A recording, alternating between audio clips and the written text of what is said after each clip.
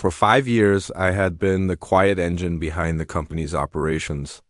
My name never appeared in headlines or quarterly reports, but every successful project, every smooth launch, every miracle recovery from looming disaster had my fingerprints on it. I wasn't flashy. I wasn't political. I simply got things done. The company was a mid-sized tech firm, but it punched far above its weight. Our software handled millions in transactions for clients, some of them household names. At the heart of it all was the system I had built from scratch, patched, improved, safeguarded through countless nights of unpaid overtime. Whenever servers went down at 3 a.m., I was the one on the phone rolling out fixes. While the executives slept. So, when performance review season rolled around, I was almost hopeful. I had done my math. The revenue generated by projects I led had grown by double digits, and my work had directly saved the company nearly $500,000 in avoided downtime. I didn't expect a golden parachute or a corner office, but a meaningful raise. That seemed reasonable. The HR manager, a woman named Carla with a permanent smile plastered on her face, slid the paper across the table like she was handing me a gift. "Congratulations," she chirped. "You're getting a raise this year." I glanced at the number. $50. Not per week. Not per paycheck. Per month, I blinked, certain I was reading it wrong. $50. After years of building systems that made them millions, after sacrificing weekends, after surviving on coffee and adrenaline during crisis deployments, this was what they valued me at. Less than the price of a cheap dinner for two. I forced a smile, the kind you wear when you're trying not to laugh at a bad joke. This is the raise?" Carla nodded, folding her hands as though she had just delivered fantastic news. "It's standard across the board. The leadership team approved a uniform cost of living adjustment. You should feel proud you're part of the company's success story." I felt something twist in my chest. Pride? No, it was insult. It was being told, in black and white, that the sum of my value here was a $50 acknowledgement. Still, I kept my composure. I've saved the company significantly more than this in downtime costs alone. Has any of that been factored into this review? Carla's smile didn't budge. These decisions come from the top. It's not personal. Be grateful. Not everyone even gets a raise. That last line hit harder than she realized. Be grateful. As if I should be on my knees thanking them for tossing me scraps. I walked out of the meeting with the paper in my hand, staring at the number again and again, hoping it would somehow change. $50. That was it. My colleagues had noticed the look on my face as I returned to my desk, and a few asked how it went. I muttered something vague and dove back into my work, but inside, something had cracked. Up until that moment, I had convinced myself that loyalty mattered. That years of keeping the ship afloat in storms would eventually be recognized. That management would see me as more than just a cog. That the paper in my hand made it undeniable. I wasn't an asset. I was expendable, and worse, I realized the people upstairs weren't just blind, they were arrogant. They believed the system would run itself, that the people holding it together were interchangeable. They had no idea how fragile their empire was, how much it depended on one overlooked employee. That $50 raise wasn't just an insult. It was the spark. The first step toward a chain of events that would cost them $67 million. For 2 days after the review, I tried to convince myself to let it go. I told myself maybe it wasn't worth rocking the boat over $50. Maybe I should just keep my head down, keep doing my job, and wait for the next cycle. But the thought festered like an open wound. $50.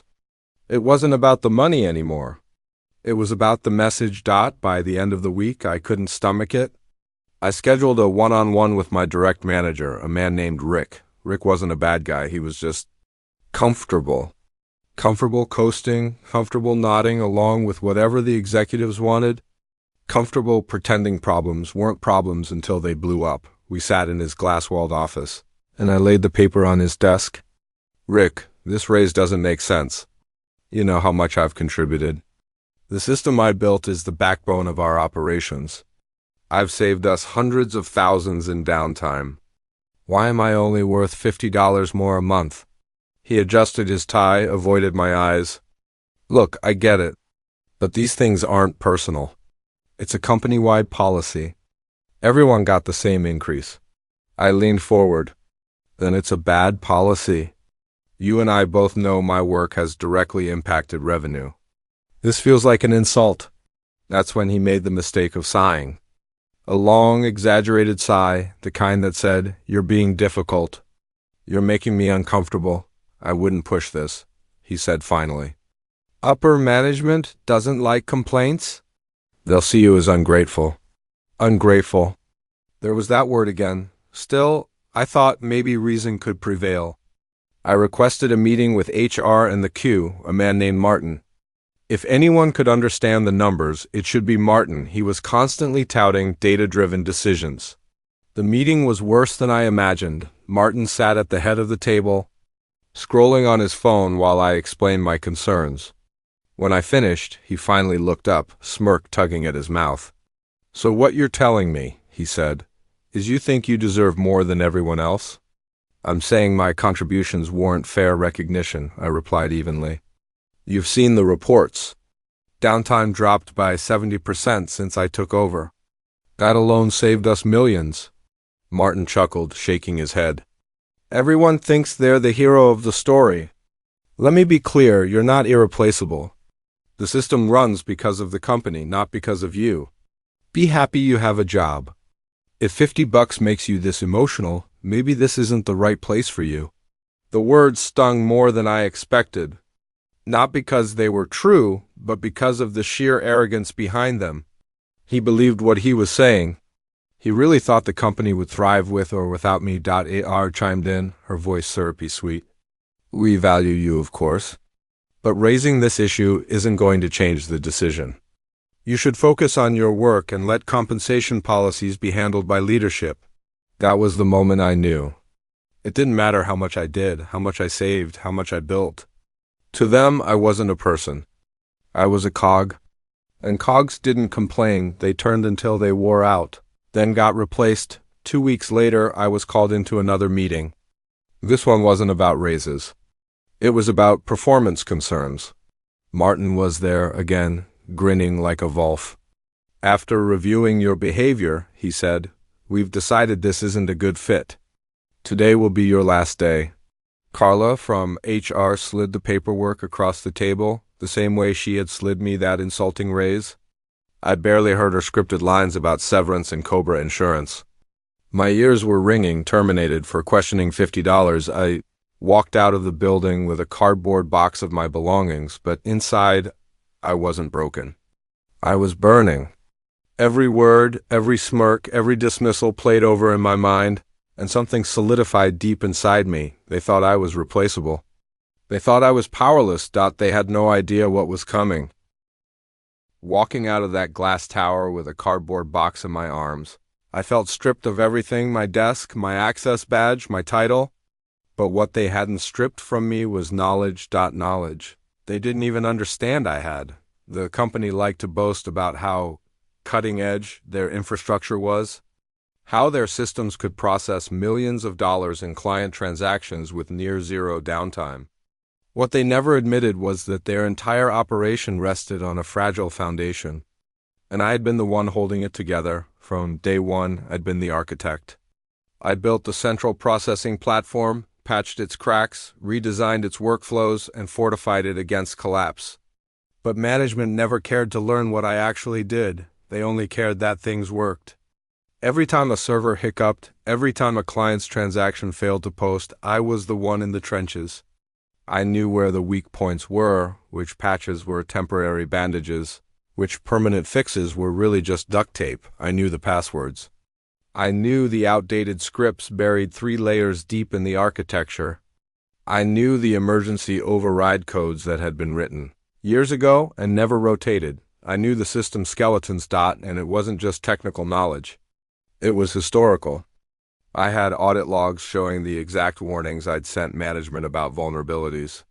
Emails ignored, tickets closed without resolution, upgrade requests denied because budget priorities pointed elsewhere.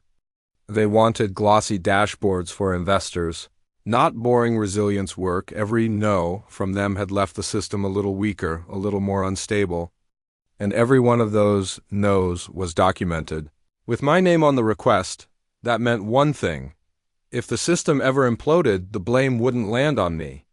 It would land squarely on the people who had ignored me. I didn't need to hack them. I didn't need to break laws. All I had to do was nothing. Step away, take my hands off the wheel, and let their arrogance do the rest. But as I sat in my tiny apartment, the cardboard box of office junk shoved in the corner, a different thought took root. Why just walk away? Why not show them what happens when you treat people like they're expendable? I began to pull out my old notebooks, the ones I kept during those endless nights of firefighting. Scribbled diagrams of system flows, notes on which modules would collapse under high load, sketches of dependencies stacked like dominoes. I remembered the COO's words, "You're not irreplaceable. The system runs because of the company, not because of you." He couldn't have been more wrong. The truth was, the company didn't even understand what it owned. They had built their empire on my knowledge and then tossed me aside as though I were nothing. The irony was delicious. Without me, the system wasn't just at risk, it was a ticking time bomb. And I was the only one who knew how close it was to blowing. I didn't need to rush. Patience was my weapon. I started gathering everything. Copies of tickets I'd filed, reports I'd written, warnings I'd sent. I still had contacts with a few colleagues, quiet ones who grumbled about management but never spoke up. From them, I learned how leadership was cutting corners on new client deals, pushing the system even harder without approving infrastructure upgrades. It was perfect. They were building higher and higher on a cracked foundation. All I had to do was wait for the right moment. And nudge. The thought didn't just satisfy me, it electrified me. For the first time since that humiliating raise, I felt in control again. They thought they had won by firing me. But in reality, they had just cut the last thread keeping their empire intact, and I was the only one who knew how and when it would fall. Anger is a volatile fuel. Strategy is what turns it into a weapon. I could have stormed back through the glass doors and screamed the truth until security dragged me out. I could have tried to smash the system in the dark as some cheap, cinematic revenge. But I wasn't a teenager with a grudge. I was a professional with receipts. What I wanted wasn't chaos for chaos's sake. I wanted accountability, humiliation that matched the arrogance I'd been handed, and a record that proved I had warned them. That required patience and precision. The first thing I did was secure the facts. I had already started when I left. Copies of my tickets, the upgrade requests with timestamps, the emails where I had detailed failure modes and begged for budget. Now I organized them. I digitized paper notes, pulled audit exports I'd kept for my own incident postmortems, and rebuilt timelines. Each email became a thread in a narrative. Date, request, ignored response, consequence. I labeled every document with context so there would be no "he didn't say that" moments. This was not about drama. It was about making the company's negligence undeniable. Second, I protected myself. I knew how easy it was for a fired employee to be painted as a saboteur. So I anonymized sensitive copies and created redundant backups in safe places. I reached out privately to 2 former teammates I trusted, people who had silently rearranged their lives around late-night deployments and had also felt brushed off by leadership. I didn't ask them to do anything illegal. I asked only for corroboration. They supplied their own notes, their own memories, small confirmations that fit into the timeline I was building. Collective corroboration turned my story from personal vendetta into documented pattern. Next came the narrative architecture. Facts alone can be dry. The court of public and corporate opinion often needs a story. I drafted a clear, concise executive summary for each audience I might approach: board members, major clients, regulators, and, if it came to it, the press. Each summary focused on risk and consequence, not on my ego. For the clients, I highlighted operational dependency and missed warnings. For the board, I focused on financial and legal exposure. For regulators, safety and compliance concerns. I rehearsed the wording until it felt neutral and professional language. That would be hard to dismiss as bitterness. Timing was everything. The company had a quarterly customer-facing launch on the calendar, a press blurb about scaling and new partnerships. Management would be distracted, publicly optimistic, and worst of all, overconfident. That made it the perfect moment to reveal the truth. But instead of a theatrical public ambush, I aimed for a surgical exposure that would force them to confront the consequences, while there was still time to halt the cascade, or at least to see how they would respond in real time. I also considered legal cover. I consulted a lawyer, paid from the last of my savings, who advised on whistleblower protections and how to present evidence without crossing lines that could be twisted into accusations of tampering. The lawyer's counsel steered me away from any technical actions that could be construed as sabotage and reinforced the plan to use documentation and third-party verification. It wasn't revenge by destruction. It was revenge by revelation. Finally, I set contingencies. If the board ignored the evidence, I'd brief a major client whose contract terms required uptime guarantees. If the client demanded answers and management had none, the dominoes would fall. If the client went to the press, the narrative would shift from a disgruntled ex-employee to a systemic failure that executives had ignored. And if, miraculously, management finally acted on the upgrades I'd asked for, then the company might be spared, but I suspected pride would cost them that chance. The plan was a slow-moving avalanche, assembled from facts, lies, and timing. It required restraint more than rage. The colder the patience, the sharper the impact. At night I read through the timelines until I could recite them in my sleep. Each ignored ticket, each dismissed email felt like fuel, but the fire I was building was controlled. They had thrown me away for $50. I would return the favor not by breaking what they owned, but by ensuring everyone saw the price of their arrogance. The day they chose to announce their big win was the day everything went sideways. They had scheduled a live demo for investors and client slides, a glowing press release, a keynote where the coup, Martin, would talk about resilience at scale. He'd rehearse buzzwords and praise the engineering teams for flawless uptime. He'd take a bow under stage lights while the stock tickers and client logos glittered behind him. They were riding high on hubris. I watched the timeline I'd assembled and felt the same cool certainty I'd had when I drew up the plan. I didn't need to touch a single config file. I didn't need to insert a single malicious script. The system was a house of cards, and the company's own choices had made it so. All it took was the right pressure at the right moment. That morning, their monitoring dashboards blinked like a row of buried landmines. A scheduled new client. Onboarding pushed a sudden spike in transaction volume through a module that had been patched with temporary fixes months ago. I had flagged that module repeatedly. The ticket numbers were clean evidence in my folder. The module wasn't designed for the concurrency they were about to throw at it. Under load, background tasks that handled consistency and rollback thinly tested and quietly queued began missing deadlines. Queues backed up. Timeouts cascaded.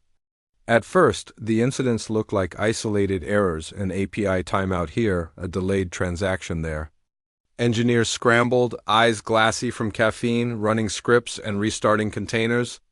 The company's status page showed a polite, degraded performance. A junior ops person posted a message in the internal channel, investigating increased latency. We'll update.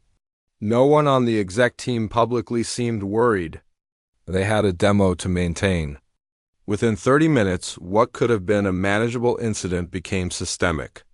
Dependent services that relied on the compromised module started to respond with stale data. Automated reconciliation jobs, a layer of code mercifully opaque to executives, failed. Some retries wrote duplicate entries. Others aborted and left transactions half-committed. Money didn't vanish. It stalled. Contracts requiring atomicity caught exceptions and flagged breaches. Clients received conflicting confirmations and chargebacks. The queue of unresolved issues ballooned. The control room turned into chaos. Engineers moved from channel to channel, toggling feature flags, rolling back releases, trying to throttle traffic.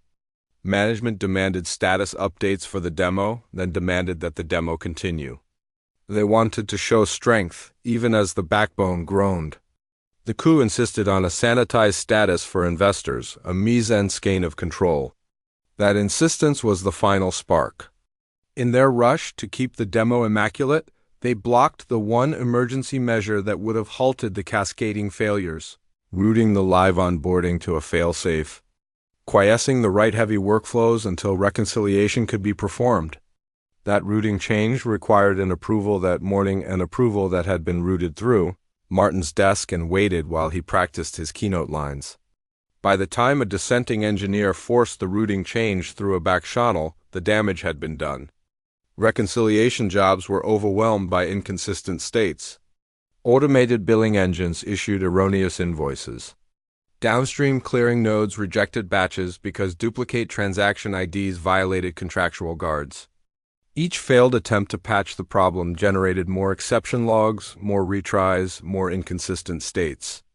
The company's internal emergency ledger began to show an ugly number, millions of dollars, worth of unresolved transactions and potential client credits. Word leaked out. A major client, one whose contract guaranteed uptime and penalties for breaches, noticed the discrepancy and escalated to legal. Their account manager, breathing through a stunned conference call, asked why transactional integrity had been compromised during a public launch. Investors watching the demo livestream saw the COO's confident smile in contrast to the barrage of private alerts that began to circulate. Rumors spread faster than they could be contained. Within 48 hours, the financial impact calcified, loss of new business, emergency client credits, legal retainers, and rapidly mounting remediation costs. The board convened an emergency session. The PR team, initially instructed to spin, found themselves drafting mea culpas. The press smelled blood and pounced. Headlines asked how a company with resilience in its marketing could lose transactional integrity on a flagship launch. And in the middle of it all, the tickets I'd filed, the ones ignored, the ones stamped with managerial no, surfaced in internal postmortems. My name, once seen as expendable, was now part of the forensic narrative. The board could not ignore the pattern. Warnings dismissed, upgrades denied, and a leadership culture more interested in optics than engineering stability. They tried to scapegoat a patch, a vendor, a junior engineer, but the paper trail told a different story. When the dust settled, the company had taken a financial hit that would be measured in tens of millions, reputational losses that would take years to rebuild, and a leadership shakeup that left empty chairs at the top. I watched from afar as the empire I'd sustained began to unravel, not through my hands, but through all the little, arrogant refusals they'd made over time. The implosion wasn't poetic. It was mercilessly practical, a direct cost of pride and negligence. The company I once held together was unrecognizable within weeks. What had been branded as a sleek, fast-growing $67 million operation now looked like a ship with holes ripped open below the waterline. The headlines didn't stop. Industry blogs tore apart the outage with forensic glee. Competitors whispered to clients, "That could never happen with us." Investors fled, but the most satisfying part wasn't the chaos outside, it was the chaos inside. The board, furious at the financial losses and legal exposure, demanded answers. Internal postmortems revealed the audit trail I had carefully preserved. Ticket after ticket bore my name, my warnings, my recommendations for upgrades that had been ignored. Every red flag I'd raised was time-stamped and linked to decisions made by executives who had chosen cost savings over system stability. It was impossible to deny Martin. The coup who had mocked me became the first sacrificial lamb. His resignation was announced in a terse, 3-sentence memo that spoke vaguely of new opportunities. Insiders leaked the truth. He'd been forced out under the weight of his own arrogance. HR wasn't spared either. Carla, who had smiled while handing me that insulting raise, was restructured out. In whispers, employees said she'd been complicit in silencing staff who voiced concerns. For the first time, management felt what I had felt, expendable. The engineers who had been silenced or overworked suddenly found their voices amplified. The board brought in consultants and outside auditors to restore trust. But you can't rebuild trust on a foundation of burned-out people and buried warnings. Many of my old colleagues jumped ship to competitors, carrying with them both talent and inside stories.